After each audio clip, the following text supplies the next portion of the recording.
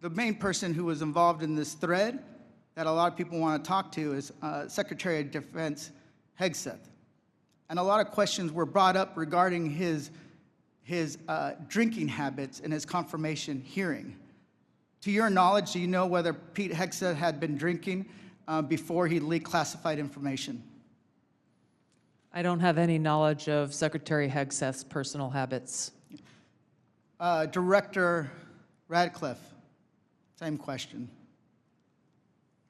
Yes or no? You know, no, I'm going to answer that. I think that's an offensive line of questioning. The answer is no. I find it interesting that you want to. I'm going to answer. You asked me a question. You want an answer? No, listen. You don't want to focus on the good work that the CIA is doing, that the intelligence community. Director, I reclaim my time. Director, I reclaim my time. Here, I have huge respect for the CIA, huge respect for our men and women in uniform.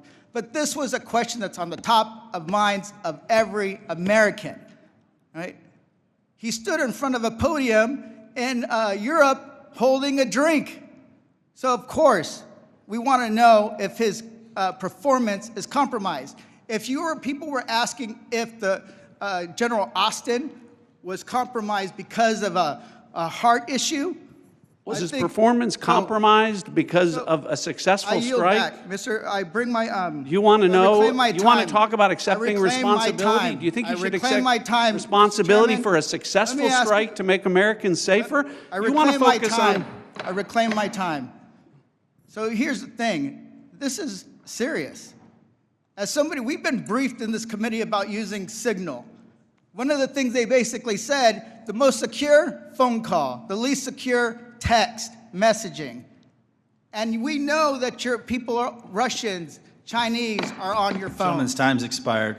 For the last 2 days, members of the intelligence community have been asking questions about a Signal messaging group and not asking questions from Democrats either in the Senate or the House on China, Russia, Iran, and the real threats that are going on to the United States. And you can say that you care about the good work that agencies are doing like the CIA and that you care about 140 stars on the wall, but no one's asked me about my second day on the job here, where I lit the fuse that led to a foreign government participating with us to capture one of the senior planners of the Abbey Gate bombing that killed 13 Americans. And in the process, we worked with a government that previously hadn't, that hadn't cooperated with us on counterterrorism matters. Or the fact no one has focused on that within an hour of that taking place, I was on the phone with Director Patel, and a few hours later with Attorney General Bondi, working together, the IC and the FBI working together to bring this person home in less than a week. Unprecedented success for the intelligence community and the law enforcement community. Exactly representative of the kind of work that we should be doing and the kind of work that an oversight committee should be asking about. But instead, we're getting questions about whether or not someone has drinking habits.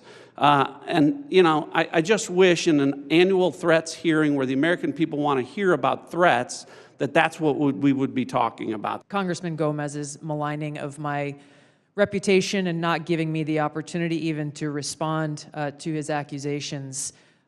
What occurred in that Signal chat was an update to National Security Cabinet members that was also issued around the same time as updates to our foreign partners and allies in the region.